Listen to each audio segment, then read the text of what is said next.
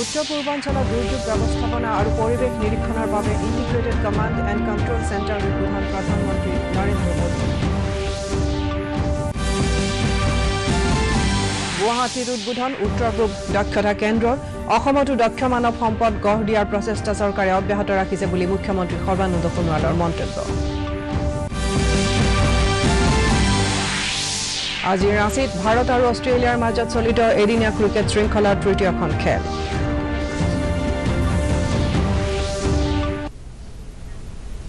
নমস্কাৰ এতিয়া বিতং বাতৰি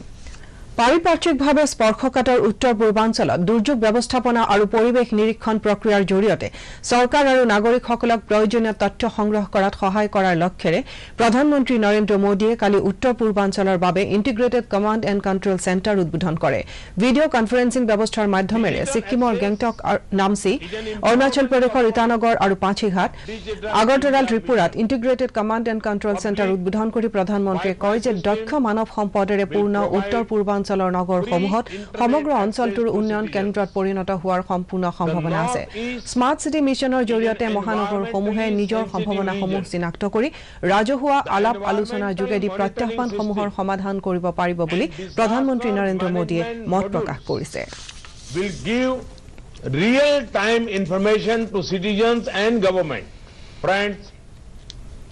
project implementation under the smart city mission is now gathering pace. I am confident that we are fast progressing towards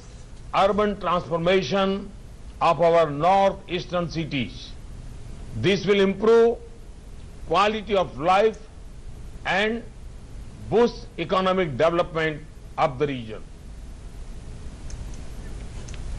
প্ৰধানমন্ত্ৰী নৰেন্দ্ৰ মোদীয়ে কয় যে চৰকাৰে স্বাস্থ্য সেৱা খণ্ডৰ সৰ্বাংগীন ৰূপায়ন্তৰৰ বাবে প্ৰচেষ্টা চলাই আছে তেওঁ কয় যে প্ৰধানমন্ত্ৰী ভাৰতীয় জন ঔষধি পৰিযোজনাই 800 বিধতকৈও অধিক ঔষধ আৰু 154 বিধ অস্ত্ৰোপচাৰৰ সা-সঁজুলি সামৰি লৈছে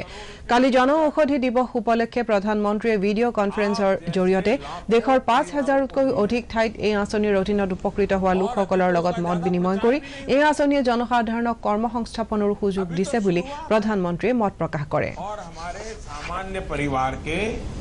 1000 करोड़ रुपया बच जाए ये अपने आप में बहुत बड़ी ताकत है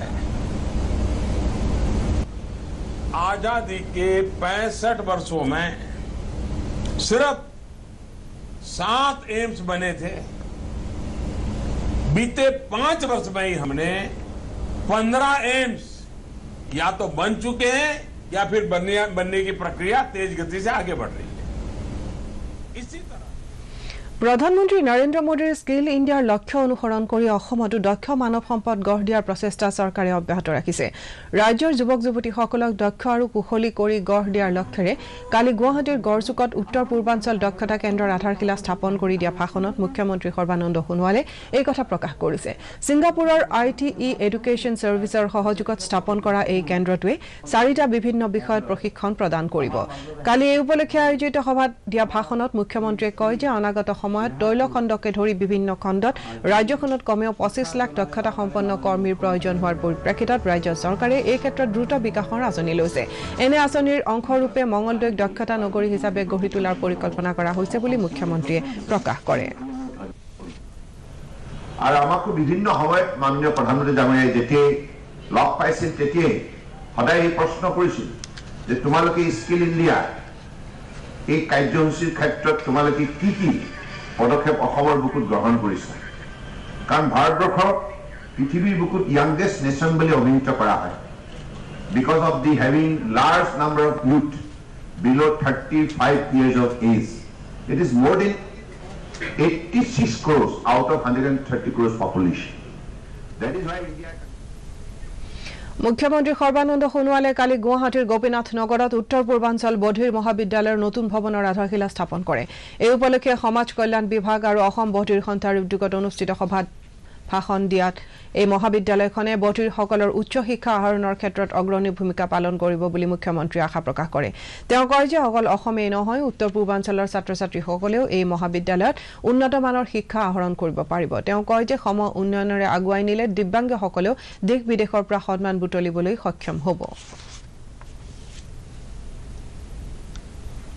আজি আন্তঃৰাষ্ট্ৰীয় নাৰী দিৱস লিংগ বৈষম্যৰ পৰা মুক্ত কৰাৰ লগতে মহিলাসকলৰ বাবে সম অধিকাৰ সুনিশ্চিত কৰাৰ লক্ষ্যৰে প্ৰতি বছৰে এই দিৱস উদযাপন কৰি অহা হৈছে এইবাৰৰ এই দিৱসৰ বিষয়বস্তু হ'ল থিংক ইকুৱেল বিল্ড স্মাৰ্ট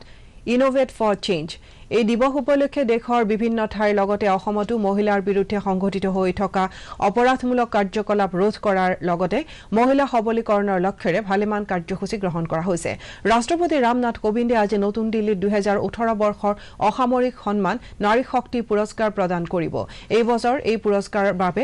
44 গৰাকী মহিলাক নিৰ্বাচন কৰা হৈছে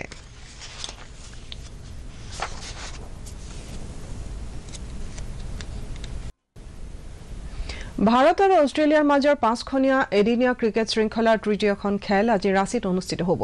আজি দিনৰ 1:30 বজাত খেলখন আৰম্ভ হ'ব ইতিমধ্যে প্ৰথম দুখন খেলত জয়লাভ কৰি 2-0ৰ অগ্ৰগতি লাভ কৰি থকা ভাৰতে আজিৰ খেলখনত জয়েৰে শৃংখলাত জয় নিশ্চিত কৰাৰ চেষ্টা চলাব আনহাতে অষ্ট্ৰেলিয়াৰ বাবেও চলিত শৃংখলাৰ এইখন খেলে যথেষ্ট গুৰুত্ব বহন কৰিছে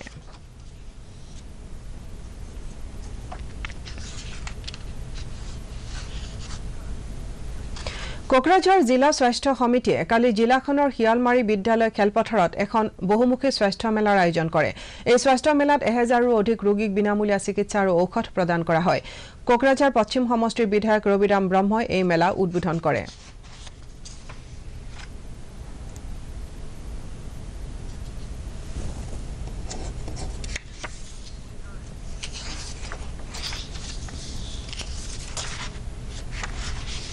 মৰিগাঁও জিলা আইন সেৱা প্ৰাধিকৰণৰ উদ্যোগত কোমৰাগুৰি বিশ্বভাৰতী পুথিভঁৰাল আৰু বিনয় যুৱ সংঘৰ প্ৰেক্ষাগৃহত কালি এখন আইন সজাগতা সভা অনুষ্ঠিত হয় সজাগতা সভাত ভাষণ দি মৰিগাঁও জিলা আইন সেৱা প্ৰাধিকৰণৰ সচিব শাহনাজ বেগম শাহে অভিভাৱক আৰু জ্যেষ্ঠ নাগৰিকৰ তত্ত্বাৱধান আৰু কল্যাণ আইন উপভোক্তা অধিকাৰ আইন মটৰ দুৰ্ঘটনা দাবী আইন আৰু বিনামূলীয়া আইন সেৱাৰ বিষয়ে ব্যাখ্যা আগবঢ়ায়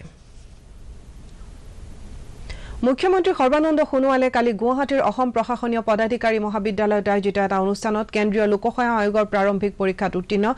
46 গৰাকী প্ৰাৰ্থীক 1,25,000 টকাকৈ জলপানী বিতৰণ কৰে অনুষ্ঠানত দিয়া ভাষণত মুখ্যমন্ত্ৰীয়ে ছাত্ৰ-ছাত্ৰীসকলক পৰীক্ষা আৰু ইতিবাচক মনোভাৱেৰে আগবাঢ়ি যাবলৈ আহ্বান জনায়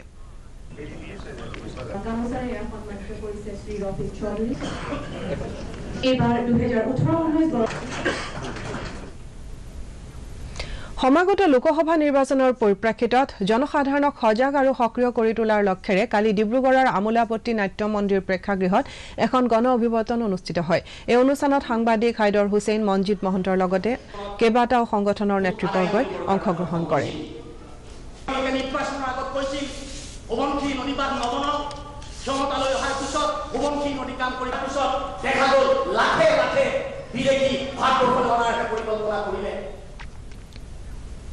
শেষ কৰাৰ আগতে প্ৰধান বাতৰিসমূহ আকৌ এবাৰ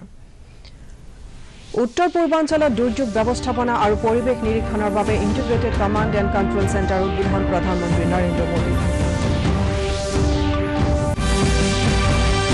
গুৱাহাটীত উদ্বোধন উত্তৰ পূব দক্ষতা কেন্দ্ৰৰ অসমতো দক্ষ মানৱ সম্পদ গঢ় দিয়াৰ প্ৰচেষ্টা চৰকাৰে অব্যাহত ৰাখিছে বুলি মুখ্যমন্ত্ৰী সৰ্বানন্দ সোণোৱালৰ মন্তব্য আজি ৰাঁচীত ভাৰত আৰু অষ্ট্ৰেলিয়াৰ মাজত চলিত এদিনীয়া ক্ৰিকেট শৃংখলাৰ তৃতীয়খন খেল